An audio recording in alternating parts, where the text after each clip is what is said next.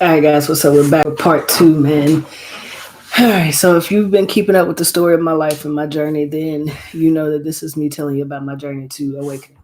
So let's get into part two. So now we moved up to I think I'm about 12 years old, right? So now at about the age of 12 is when my life really took a turn. So I was probably about that was about the time my mom came and got me, and then I went to go live with my siblings, which I knew nothing about. And I think I told you about the part of me going into the mental hospital. So afterwards, when I got out, I felt lost and disconnected. Like I just didn't know what my journey was going to be or what I was supposed to do. But one thing I did know is that I had to find something, an outlet to release like all of the anger I was feeling, all of the pressure, the noise. It was a lot of noise in my head. It was a lot of chatter in my head. It was a lot going on. So that's when I figured out what sports were. Um, and it's interesting because anything I did, I excelled at. So if I played sports, I was great at sports. If it was basketball, I was great at basketball. Whatever it was, I excelled at. It was not hard for me to be good at anything. So I knew that in order to escape like a lot of the pain I was feeling, that I would have to like essentially immerse myself into whatever else I was doing. Now I can't say this path was an easy path. I can't say that I always made the right decision because I absolutely didn't. At a young age, I found myself using the ID to get into a club. 14, 15 years old, I'm in the club because I looked older, but I also looked like older family. I found myself indulging in like drugs, which wasn't helpful. But I was still good at sports. Like I still was like an amazing athlete. So it was like my body was holding up, but it was also like these beings were constantly repairing me, right? It's like they knew this was my journey. They knew this was the path I was going to have to go on. And they knew that they would have to always be here to like repair me, so to speak. So I'm thinking nothing of it. At this point in time, I'm following this all kind of conditionings and beliefs, and I got to be this way. I got to do this way. I can't dress that way. I mean, there was so much going on. It was so much being instilled in me, and it was coming at me heavy and hard. So it wasn't like it was easy. It wasn't like it was just coming out. I learned a little bit here. No, I was being heavily, heavily conditioned and heavily, heavily full of like beliefs. Like my path was not concrete, but my path was path of forgetting. It was like that was the key. It was for me to forget. Like you're not allowed to remember. We're gonna make you forget everything that you got going on, and that's that.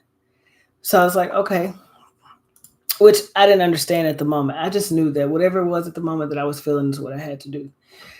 So I started doing just forgetting. Like I literally started forgetting. It was nothing that I um wanted to remember. So this went on all the way into my teenage years. I mean, I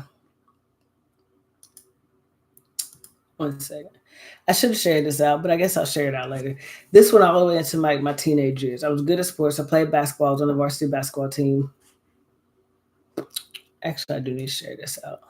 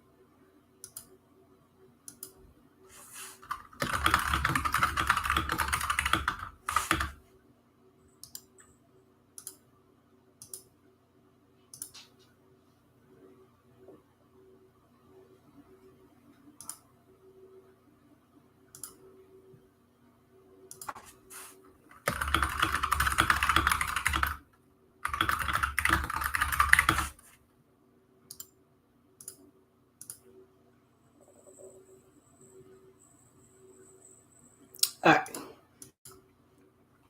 All right, sorry about that. So yeah, so it was throughout, but it wasn't of the what I was doing that was it was the emotions that I felt that I didn't like. I was angry, 555. I was angry, like I was mad. I didn't want to talk to anybody. I didn't want anybody talking to me. I had built this wall so thick that it was almost impossible to get to. I was so angry. I was so disconnected. I was so mad. It was just like, why am I? What do you do? So I started creating this narrative of who I was, of who I was, what I thought I should be. And the narrative wasn't like a narrative, a good narrative. So I had created a character that I thought suited me, this thug, like I was fighting, I didn't take no shit. You got a problem, we can get it. Um, like it was just a narrative of what I thought I should be based off the conditionings that I was taking on from like my family and friends. And so it wasn't a journey of unconditional love at this because I had no love for myself. So moving through my teenage years, I had no love for myself. I felt lost, I felt confused, I felt hurt, I had anger, I had resentment. There was so much built up in me. So the only thing I knew to do was create a character that I thought could handle all of this or become a person that I thought could handle all of this. And that was just this thug. All right, we're gonna fight. I ain't taking no shit. If you want to talk, I can remember me, my brother, and my sister getting kicked out of the state fair and banned for life for fighting at the fair.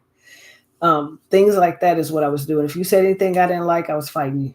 If you looked at me wrong, I was fighting you because these emotions were in me that I didn't prefer. So I'm angry. Like I'm angry in my teenage years. I'm still playing sports on the varsity team, doing great. I'm playing varsity softball. I'm doing great. I got scholarships coming in. I'm doing great. There's my coach, my uncle who played professional ball, taking me to WNBA games, wanted me to play overseas. So as an athlete, I was excelling. In school, not so much. I do just enough to pass. You get a D out of me, you'd be doing good. Except for like math and chemistry, which I love those two subjects. But for the most part, it was just straight up in geometry. I love math and geometry. But for the most part, it was so much anger in me and so much resistance that I started conditioning myself to be this person because it helped me escape all of this, right? I didn't have to I didn't have to face the emotions that I was feeling. And they were essentially in what I call a backpack. They were heavy. My backpack was heavy, like it was heavy. It didn't feel good and I was weighing it down. So by the time I graduated high school. I graduated at 17. I took a 2-year scholarship to a 2-year college because I didn't want to go. I really didn't want to go to college, but my stepfather was like, you need to go to college if you plan to go in the military. 9/11 happened. I wanted to go in the military. He was like, you're going to need these college credits. This is going to be easier. So go to college for at least 2 years. So I took a basketball scholarship in college, which I, because of these emotions, I essentially ended my own career, right? So my first year was great. Um, Again, I felt like I didn't fit in. I felt isolated. The dreams started happening again where I was waking up with sleep paralysis. I would not scream. I would just lay there until I could wiggle something. And when I was able to like wiggle my fingers and my toes and stuff, then I would just sit up. And then so I'm in college. I'm not really fitting in. I'm good at the sport. I don't want to really be playing. I'm just there. These emotions are starting to like amplify the feeling of anger, hate, abandonment, resistance. Just all of these emotions are sitting there. So I'm trying my best to put them in on the court. But it was like it wasn't working anymore. So I started looking at other avenues like tattoos. I started getting tattoos and I started going back to the streets because it was fulfilling that void that I had. It was filling that emptiness. It was recreating that character that I had created to mask all of the pain and stuff that I was holding inside. I disconnected from my family. I disconnected from my friends. I had a lot of friends, but I really had no friends. I mean, it was, during this time, because of all these emotions, I was almost in a state of like just complete anger all the time. But and I never forget my freshman year in college. One of the games I tore my ACL, and it sat me down, and that was probably the worst feeling. It was a release of some sort just came out. Because now I can't play basketball. I can't work. I'm not mobile. I'm stuck for like 8 weeks doing nothing. And that's when these emotions really started to come back up. That's when things started to come back into my face that I had been suppressing, and I wasn't ready to deal with it. So I found myself getting even more angrier. So then I decided the next year I don't want to play this college, and I went to another college. It was even worse there. Like I got in so much trouble there. It was worse. I was getting pulled over by the cops. I didn't do good on the court. I didn't play a lot. Like it started to be a downhill spiral because of this person I had created. But these emotions was raw. They were sitting on me, and I knew my in my subconscious mind, and my I knew that I had to figure out something to do, but I just didn't know what. So my next step was to go in the military. So I did. So after that year of college, I moved in with my sister in Birmingham, Alabama, and I hated it. All I did, I smoked weed every day, all day. That's the only thing I knew to mask these emotions, and that's what I did. It literally protected me. It was like my protection mechanism from dealing with these emotions. My dreams started intensifying. My out of body experiences started increasing to the point where I just laid in bed and I begged for it to stop. I was like, please stop. I don't want to go through this. I don't want to do this. I am not in a position to go through this. So I did. I shut it all down. So after that, I went into the army. I was like, I got to find some structure. I got to find something that's going to help me. So, and I always wanted to go in the military. So I took time, cleaned out my system, got all the weed out of my system, took the ASVAB test. I didn't put them all in the ASVAB test. I sat down, I saw the test, and I just started clicking buttons. Whatever I said, whatever job I'm supposed to have, this is the job I'll have, and I'll take it and be grateful for it. Of course, I ended up with like the worst job, a fueler, right? During the time of war, I'm going to be a fueler. Cool. We'll give you $50,000 if you take this job and not take the ASVAB again. Cool, got it. I can pump fuel. It's pretty easy. I can pump it, test it, you know. So off I went to the military. And while I was in the military, a shift was happening within me that I didn't expect to happen. Yet again, I got college credits already. So as I go in the military, again, to mask emotions, I'm going to be the best at anything. And I was the best. I was the fastest female. I was the fastest runner. I always ran with the men in A group. I had the best lungs. I was the most athletic. The training was easy. Like it did not, there was nothing about the military that challenged me. It was like a vacation for me. It was easy. From basic training to AIT to being, it was just easy. It wasn't hard. It didn't challenge me. It wasn't complicated. But these emotions is what was really challenging me, of holding these emotions down, holding my emotions in. Throughout the time in the military, I felt like the military had kind of protected me. I had got deployed, and the thought of death didn't scare me. I was like, cool, if it's my time to go, it's my time to go. That's how I felt. Like it was no fear of death while I was overseas. But what did scare me was there was 3 deaths within 3 months that happened. Um, my uncle who had raised me, my other uncle who had her head and raising me, and my grandfather all died fairly quickly within each other. So I didn't go home. I was not able to go home for my grandfather's funeral or my uncle's, but because that third one happened, they granted me permission to go back home. So I got on a plane and I flew back to the United States, back to home to the funeral. And I never shed a tear. I never could find it in my heart to cry. It was like the pain had almost hardened in me, like my emotions were hardened. I was numb to sadness. I was numb to anger. I was numb to feeling the pain. I was numb to hurt. Everything in me was numb. There was no, I gotta cry. There's nothing. It was just numbness. I had no emotions. And I didn't know what it felt like to have an emotion, because if I was to show what an emotion was, then I've considered myself weak because I made it this far. So why do I need to show you emotion now, right? And that's how I feel. So I had no emotion. And I had always been taught that if you fall or you cry, then you get back up. What are you crying about? You're not dead. You're fine. So I did. I had no emotions. Even from the gravesite back to that, it was just nothing. All the way back to, I had no emotion. But and I landed back in Iraq and continued on, even when they were shooting at me. And I know that this during what saved me a lot of times, because I was a gunner, so I know what saved me was a guardian angel. There's no way there was like an instance that I can specifically remember. We were headed out on a convoy and we stopped at what we call was a safe zone. And I remember, I'm not going to say his name, but the person that was in my vehicle, which was a high ranking officer, got out the vehicle to go to another vehicle. And something told me to look down. So I leaned down my gunner's turret and I looked down. And on the ground, right next to the passenger side door was a 120 Mike mortar. We had parked in a field of mortars. And if you've ever been in the military and you're waiting on EOD can be anywhere from 2 hours to 24 hours. But we were in a field of mortars. So my commander got back in the car and I had no fear. I was like, well, I've lived a long life and I was just numb. I was like, if it's my time to go, it's my time to go. So if this thing go off, it is what it is. And we sat there for 12 hours. And during that 12 hours, I never, even though my higher self in the universe wanted me to process all these emotions, I still didn't. I was like, oh well. And that was one instance. And then another instance, I could think that an RPG um, was shot at the vehicle, but it bounced off my gunner's turret and blew up next to me. And then somebody shot a 50 cal sniper rifle at me and it was stopped. So I know that the whole time I was in Iraq was my guardian angels, but I had no fear of death. None of that stuff fazed me.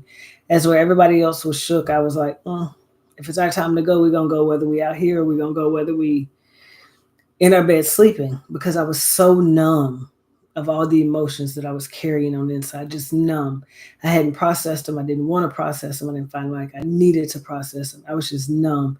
People would say that my emotions were so numb. I was like a walking, ticking time. You know what? That at any moment there's something that's going to set me off, and I'm going to have to release all these emotions. And I was like, nah, I got this. I'm good. This is easy work. This is easy. I got this. I'm good. And that's how I felt. Like there's nothing that can set me off because I got this under control. My backpack's closed, it's sealed. I'm good. But that was not the case at all. It started to affect me mentally. Mentally, my mental health was declining because it started to be where I was so angry and so mad and so hurt that the only thing I could turn to was a bottle and other stuff to numb, to continue to stay numb, because these emotions were, my higher self was wanting me to process these, was wanting me to let these emotions out, was wanting me to grow. And I just didn't want to. Um, so I didn't. But what started to happen is when we got back from Iraq, I was given, this is what's interesting, is one night I was laying in my house and there was an angel that came to me. And I seen this angel and I sat up and I wasn't afraid. I sat up and I call it an angel. It's more like a light being. And I was given a specific set of instructions. And it was like, you need to do X, Y, and Z and do it right now. And I said to this, I said, that's going to cause me to get X, Y, and Z. They said, no, do as we say, we got you. And something came over me and I did. And they said, you're going to do on this day, this is the day you're going to do this. So I was like, okay. So I did. I did exactly what they told me to do. And it worked. So I found myself getting out the military with my honorable discharge, not losing any rank, and coming home. But I didn't go home at first. I looked for a job. I got my unemployment. And I found myself in a situation that had me in greater danger than I knew. But I had no fear. I always felt invisible, like if you not invisible, but more so like I had no fear of death. So I found myself doing things that were not right. I landed myself in jail. I beat that in a bad situation. I beat that. It was to the point to where I had been pushed down to rock bottom. And what I mean by rock bottom, I had to call it, I lost everything. When I say everything, everything.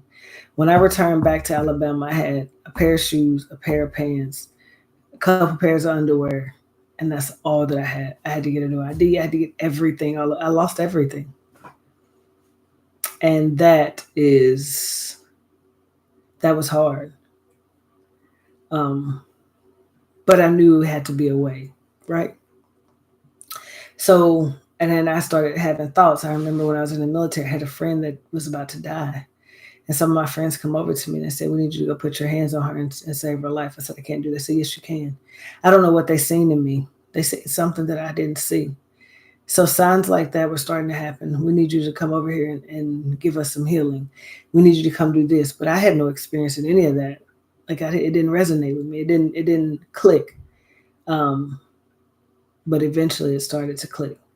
So we're gonna leave off there of me getting out the military, coming home, and what happened next. So this is part 2. I will give y'all part 3 next week. I hope you guys enjoyed this. Share the story out. Let other people hear it. Thank you guys for listening. Y'all have a great day.